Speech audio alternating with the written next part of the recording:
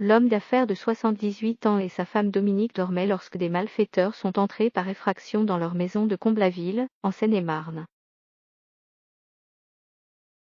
Bernard Tapie et son épouse ont été violentés dans la nuit du samedi 3 au dimanche 4 avril lors d'un cambriolage à leur domicile en région parisienne, a-t-on appris de sources proches de l'enquête.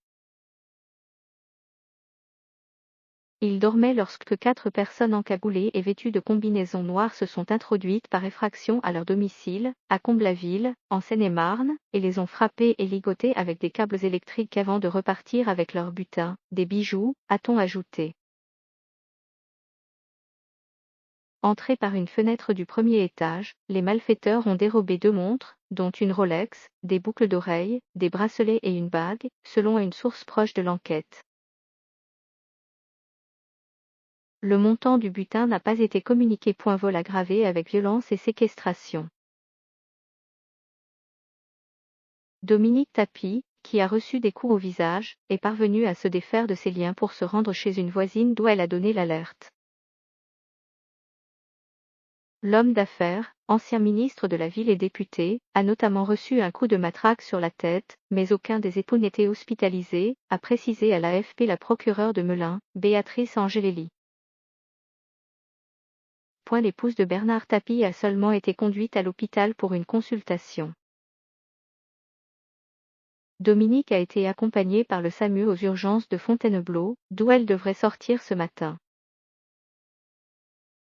Elle a reçu plusieurs coups mais elle va bien, a déclaré à l'AFP le petit-fils de l'ancien député et ex-ministre de la Ville, Rodolphe Tapie. Mon grand-père a refusé d'être emmené, il est resté chez lui, il est KO, très fatigué. Il était assis sur une chaise, il a reçu un coup de matraque, a-t-il ajouté. La police judiciaire de Versailles a été saisie de cette enquête pour vol aggravé avec violence et séquestration, a précisé à l'AFP une autre source proche de l'enquête. L'état de santé de Bernard Tapie inquiète. Bernard Tapie souffre d'un double cancer de l'estomac et de l'ésophage. À l'automne, son procès en appel pour escroquerie dans l'affaire de l'arbitrage controversé du Crédit Lyonnais de 2008 avait été renvoyé en raison de son état de santé, sa maladie ayant très gravement progressé. Lors d'une audience fin mars, son avocate a cependant confirmé qu'il était déterminé à être présent à la reprise du procès prévu en mai.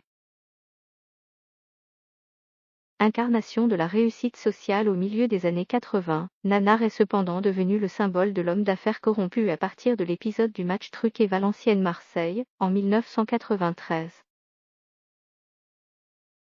Dès la trentaine, il s'était spécialisé dans la reprise d'entreprises en difficulté. Il avait ainsi racheté en 1990 le géant allemand Adidas, point de départ du conflit avec son banquier historique, le Crédit Lyonnais. Ce passionné de sport est aussi connu en France pour avoir racheté en 1986 le célèbre club de foot de l'Olympique de Marseille. Mettant à profit sa notoriété, il s'était ensuite lancé avec succès en politique, devenant même en 1992 un très éphémère ministre de la Ville, sous la présidence de François Mitterrand. Le précédent des joueurs du PSG. À partir de 1993 et l'affaire de corruption du match VAOM, il a cependant enchaîné les affaires, ce qui s'est soldé par plusieurs condamnations pour corruption, fraude fiscale ou encore abus de biens sociaux, une incarcération de 5 mois et la perte de tous ses mandats électifs. Sorti de prison en 1997, il s'était reconverti comme acteur et animateur de radio et télévision.